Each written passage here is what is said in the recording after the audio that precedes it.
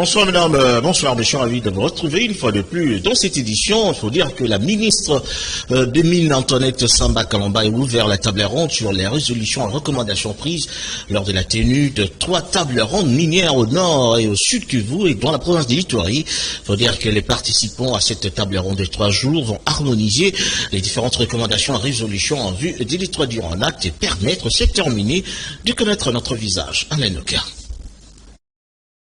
La ministre des Mines Antoinette Samba Kalamba a ouvert mardi 24 mai à Romeo Golf les travaux de la table ronde axée sur l'analyse, l'harmonisation et la prise des options sur les recommandations formulées récemment lors des tables rondes de la gouvernance minière organisées dans les provinces du Nord Kivu, Sud Kivu et Ituri. Ces 3 tables rondes, à l'instar des états généraux des mines, ont relevé tous les problèmes et leurs solutions dans le secteur minier et dont les résolutions ne concernent pas seulement les ministère des Mines, mais également d'autres ministères dans un cadre transversal. L'organisation de la présente table ronde à Kinshasa sur la gouvernance du secteur minier a pour objectif de restituer et d'analyser les recommandations issues des tables rondes tenues dans les provinces ci-citées afin de permettre aux autorités nationales compétentes de s'en approprier et d'envisager des solutions idoines. En outre de cette table ronde, devra permettre, entre autres, l'amélioration de notre compréhension des défis qui minent la gouvernance du secteur minier dans les 3 provinces concernées, d'entreprendre des actions pour y remédier, de renforcer le partage d'informations, de mettre en place un mécanisme de suivi et évaluation de la mise en œuvre de ces recommandations dans le but d'assainir le secteur. Depuis son arrivée à la gestion des minerais de la RDC, la ministre des Mines Antoinette Samba Kalamba s'est engagée à relever les défis là où ses prédécesseurs hommes n'ont pas réussi à les faire. Elle a opéré beaucoup de réformes, notamment l'actualisation des connaissances géologiques et minières de la RDC, la formalisation de l'exploitation artisanale, la lutte acharnée contre la fraude et la contrebande minière, la viabilisation et la promotion des coopérations minières par les financements grâce à la création d'un fonds de crédit minier, le renforcement des capacités des agents et la transformation numérique du ministère des Mines. Ces réformes sont en train d'apporter de bons résultats en faveur de la République. Le président de la Commission électorale nationale indépendante, Denis Kadima, a donné le go de la session de formation des 35 agents qui seront formés sur la gestion de la chaîne logistique électorale. Cette formation de 2 jours organisée en prévision de la réception du matériel des élections et leur déploiement sur l'ensemble du territoire national. Et une fois de plus, allez, nous regardons ce reportage. La centrale électorale, en partenariat avec la Fondation internationale pour les systèmes électoraux, IFES, a lancé mardi 23 mai une formation de 2 jours en faveur de ces agents dont le go a été donné par le président de cette institution, Denis Kadima Kazadi. Cette formation porte sur la gestion de la chaîne logistique électorale. Elle a été organisée pas seulement dans le but d'améliorer l'organisation du processus électoral par la gestion rationnelle de la logistique opérationnelle, mais également permettre aux 35 participants à cette session de formation d'identifier leurs points forts et faibles en matière de la logistique électorale et si en vue de formuler des recommandations sur la gestion de la chaîne de la logistique électorale tout en se référant aux expériences déjà vécues dans les cycles électoraux déjà organisés en RDC et s'occuper en même temps de la logistique des entrepôts, des stocks et risques. J'invite les participants à cette formation à identifier les points faibles et forts du plan logistique de la CENI en vue de dégager des recommandations idoines. Partager les expériences logistiques vécues dans les domaines notamment de la gestion des entrepôts, des stocks et des risques logistiques. Évaluer la capacité de transport et de stockage de différents matériels à acquérir par la CENI en vue des prochaines élections. Relever les responsabilités civiles et pénales du logisticien de la CENI de manière à juguler efficacement tous les cas de vol, incendie et autres antivaleurs décriés dans la gestion des infrastructures et matériels de la CENI. Cette formation vise également l'évaluation des capacités de transport des différents stocks de matériel qui seront acquis pour les élections qui se pointent à l'horizon 2023 en RDC. La présente formation a été organisée en prévision de la réception des matériels électoraux et le déploiement de ces derniers à travers les territoires nationaux. La route Zongo dans le Congo central va revêtir sa plus belle robe d'antan grâce aux travaux d'entretien effectués par l'Office de voirie et drainage OVD et de la direction provinciale de Kinshasa. Lydie Lufoladio Pitu Kizaza dans son reportage. Le directeur général de l'Office de voirie et drainage, Victor Toumba Tchikela, a effectué récemment une descente dans la province du Congo central en vue de palper du doigt les travaux d'entretien de la route Zongo située à 150 km de Kinshasa. En effet, cette route en terre est en train de subir une transformation grâce à la recharge en latérite, au compactage et reprofilage effectué par les ingénieurs de l'OVD de la direction provinciale de Kinshasa, dont la coordination est assurée par le sous-directeur technique Julio Kisoso. Nous sommes justement sur la voie d'accès maintenant à la centrale hydroélectrique de Zongo au regard des dégradations qui sont observées par les usagers ou par les autorités. Alors il nous a été demandé de venir puisque Kinshasa est plus proche de Kisantu. Voilà pourquoi et les matériels et les personnels sont mobilisés pour venir travailler. La consistance des travaux porte sur les travaux d'assainissement et les travaux de la chaussée. Le directeur général de l'OVD, accompagné de la DPK de l'OVD Alain Chimbalanga, a été très ému par rapport aux travaux exécutés pour une bonne fluidité des circulations des usagers de cette route et de leurs biens. Signalons que la route Zongo a une longueur de 55 km, elle se situe à Kisantu. Je suis très content vraiment parce que vous m'avez d'abord avec l'état de la route avant vous que vous travaillez ici. Vraiment, on souffrait beaucoup. Mais tel que OVD travaille en tout cas, nous sommes très contents.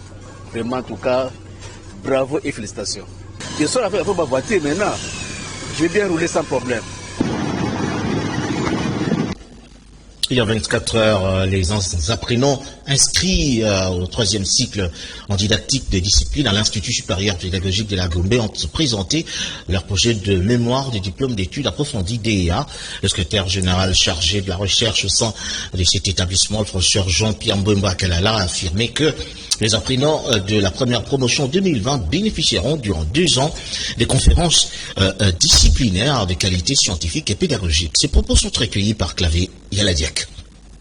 La particularité du 3e cycle de l'école doctorale de l'ISP Gombe, c'est que nous, ici à l'ISP Gombe, nous organisons la didactique des disciplines. Donc ça, c'est une particularité. Vous voyez, nous sommes ici à l'ISP, donc nous formons les enseignants, les professeurs. Alors, au 3e cycle, ce sont ces professeurs qui doivent poursuivre leur formation pour pouvoir arriver jusqu'au doctorat. Alors chez nous, ce sont les enseignants, ce sont les professeurs que nous formons. C'est comme ça que nous faisons la didactique des disciplines. C'est quelque chose de spécial. Alors, comme vous le savez, l'ISP forme les gens qui terminent et qui ont 2 métiers. Le métier des professeurs, mais aussi nous formons les gens dans d'autres domaines.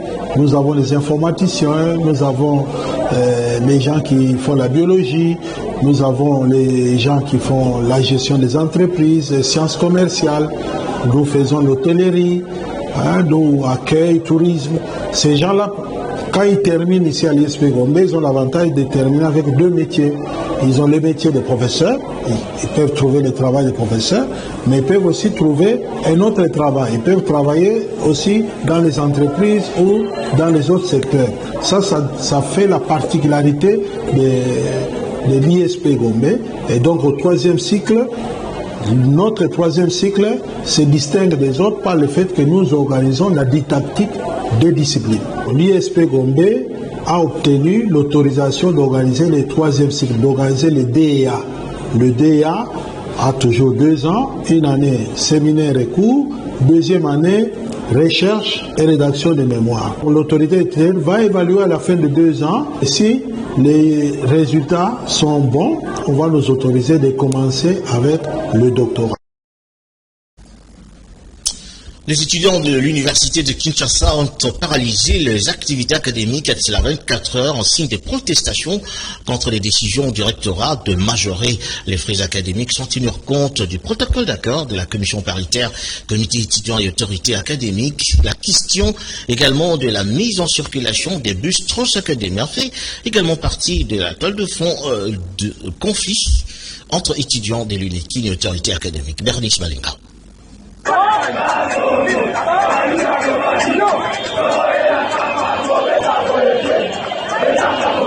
Plusieurs étudiants de l'université de Kinshasa ont manifesté le lundi 23 mai 2022 aux abords du site universitaire. Au menu des revendications, l'ouverture des homes, la mise en circulation de bus Trans Academia et enfin s'opposer à l'actualisation de frais académiques au taux du jour, chose qui a un impact non négligeable sur la hausse de frais académiques. Les entrées de cet établissement ont, à la suite de manifestations, été interdites d'accès par la police et les gardes universitaires. Les activités académiques à l'université de Kinshasa sont à ce jour paralysées jusqu'à nouvel ordre.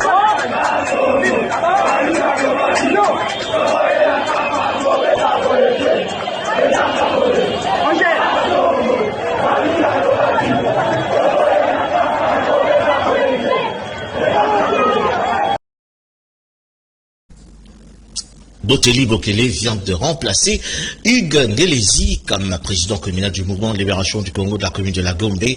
Désormais, il présidera l'avenir politique au sein de cette communauté. La cérémonie a eu lieu en présence de plusieurs cadres du mouvement de libération du Congo situé au Zoo Club de Kinshasa.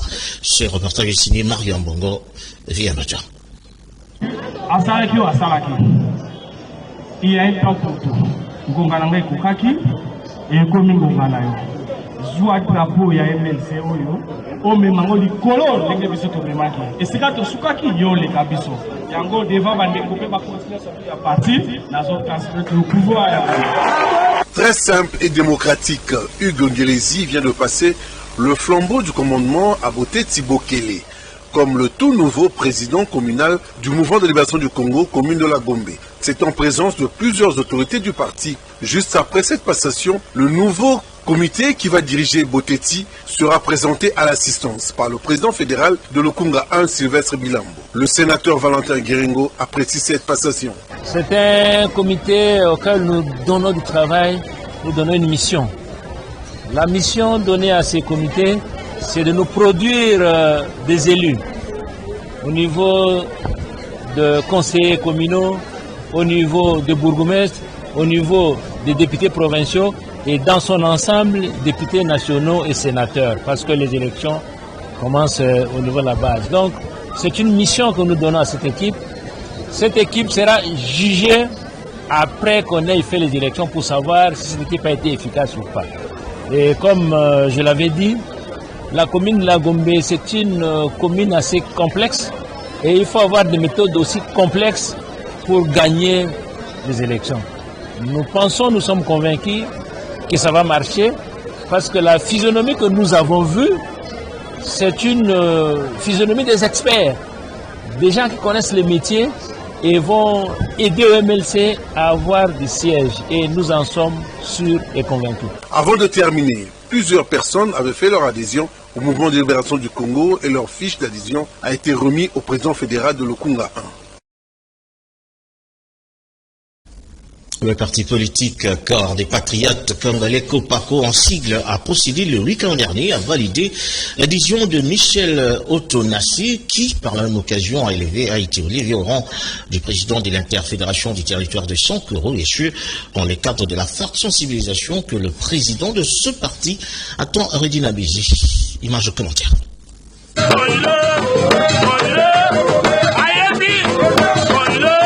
C'était dans sa résidence privée à Mimosa, dans la commune d'Ngalima, qu'a eu lieu l'adhésion officielle de Michel Ontonaché au sein du parti Corps de Patriotes Congolais Kopako en sigle, ce en présence de chefs coutumiers du Sankourou, de militants du parti, de son président national John Koudia, ainsi que de toute l'équipe dirigeante. Satisfait d'appartenir ce jour à cette grande famille qu'il a d'office nommé président de l'interfédération de Sankourou, Michel Ontonaché s'est engagé à accompagner la vision de ce parti politique cher à John Koudia. Toza Koya, implantation et bandi na Kinshasa awa, parce que awa na Kinshasa des sièges national, aujourd'hui Mokonzi, c'est-à-dire ndenge ya kozana ba camarades, parce que la partie Oyo, les amis ya Mokonzi munen, il faut kokota na kati ya lingomba ya bato. Kokene na bango esika moko longo na makambo nyonso oyo tokoki kosala ensemble. Donc tokomemela bana Sankuru sango munene oyo ya mbongwana oyo tolingi tomema epana biso mbongwana munene, c'est-à-dire que ndenge bakanisaki ke mboka ekufi te parce que bana ya mboka wana bazana anu bakoki kosala nyonso mboka etombola. Mais il faut tozala na kimia, tozala vraiment la sécurité, la paix de tozana yango besoin. Ce qui bato ya kala bazako tia paix te biso tozako kende na paix. Rappelons que c'est dans le cadre de la redynamisation et l'implantation de ce parti à travers toute la République que s'est déroulée cette cérémonie spéciale d'adhésion, au terme de quoi un repas de famille a été partagé afin de renforcer le lien de ce membre. L'avenue Kassai, dans son tronçon compris entre l'avenue Rakadingi et du Commerce, est en total délabrement et une situation très pénible pour les usagers de cette route qui lance un cri d'alarme aux autorités compétentes pour sa réhabilitation. Christiane Zambambe, Chemin Kassam, reportage. Nous sommes sur l'avenue Kassai, comprise entre la commune de Barumbu et la commune de Kinshasa. Cette avenue se trouve dans un état de délabrement très avancé depuis un certain temps. Les usagers de ces tronçons, piétons, moutards et taxibus éprouvent d'énormes difficultés dans son utilisation. Les habitants de ces recoins déplorent cette situation qui leur cause beaucoup de tort et demandent aux autorités compétentes de réhabiliter cette voie. Ici, c'est devant Bimoala. Depuis qu'ils ont dit que Tigelou, zéro tout, zéro rien, il fait la honte au président de la République. On leur donne de l'argent en totalité. Mais le gouvernement débourse de l'argent pour réparer ces routes. Même le gouverneur Jean-Thierry Ngobila, il doit travailler. Il doit travailler. Regarde, le grand Kassai, maintenant il reste seulement Willery. Et comment on ne peut pas déplorer des entroupements? Signalons que l'opération Kinshasa Zéro Trou a été lancée depuis un moment dans la ville de Kinshasa et l'avenue Kassai doit en faire partie pour élaguer les différents trous qui comprennent la ville de Kinshasa afin de redorer son image. Vous me chercherez, vous me trouverez. Si vous me cherchez de tout votre cœur, c'est autour de ce thème qu'a été célébré la Journée internationale des hommes protestants le 22 mai dernier à l'église locale Sédéco, située sur l'avenue Ngilima. Nous sommes là dans la commune de Bandalungwa, un séminaire organisé à l'occasion pour édifier tous les croyants de cette communauté. Urshil Mikakamene, Shonika Sira dans ce reportage. Cette journée a commencé par un séminaire mensuel. Aujourd'hui, le dimanche, il y a eu la clôture de la dite journée. En tout cas, nous sommes très contents du déroulement jusqu'à la fin de cette manifestation. Et nous avons reçu des invités qui sont venus de partout. Et aussi, les fils et filles de la maison, en tout cas, ils ont répondu. Et le message que nous avons pu avoir, c'était très édifiant. Le message de tous les orateurs, du début jusqu'à la fin, commençant par le pasteur Paul, le docteur Michel, le pasteur Mazakana Valentin, ainsi que le pasteur Lucille, fils maison, lui-même qui a continué, donc c'était merveilleux. Nous venons ici pour la journée des gens protestants du Congo, la célébration hier. Le thème de cette année était de la manière suivante: vous me chercherez et vous me trouverez. Si vous me cherchez pour votre cœur, pourquoi ce thème? Nous avons essayé de développer ce thème par le Saint-Esprit. Le nous avons dit ce qui suit. Dans l'ancienne alliance, Dieu était tellement difficile de trouver. Il était au-dessus, selon Isaïe chapitre 55, verset 6. Mais dans la nouvelle alliance, Dieu est devenu très facile de trouver. Pourquoi? Parce que la mort de Christ a rendu la présence de Dieu très disponible, très près de nous. Christ est mort, la Bible dit, les rideaux du temple étaient déchirés. Qu'est-ce qu'on peut attendre de papa? C'est peut-être le progrès, l'avancement de l'œuvre de Dieu. C'est ce que nous cherchons. J'espère que ça a été dur cette année, mais Dieu a fait quand même grâce. On a quand même atterri en douceur. En tout cas, merci, j'irai encore. Voilà, c'est ainsi que nous mettons un terme à cette édition. Merci à vous de nous avoir suivis. Merci à Freddy Tatidi, à Kouparbola, à Tony Binda, ainsi que à Soulemboyo et Bernice Balenga. Nous voulons se retrouver les dimanches prochains à la même heure. D'ici là, portez-vous bien. Bonsoir chez vous.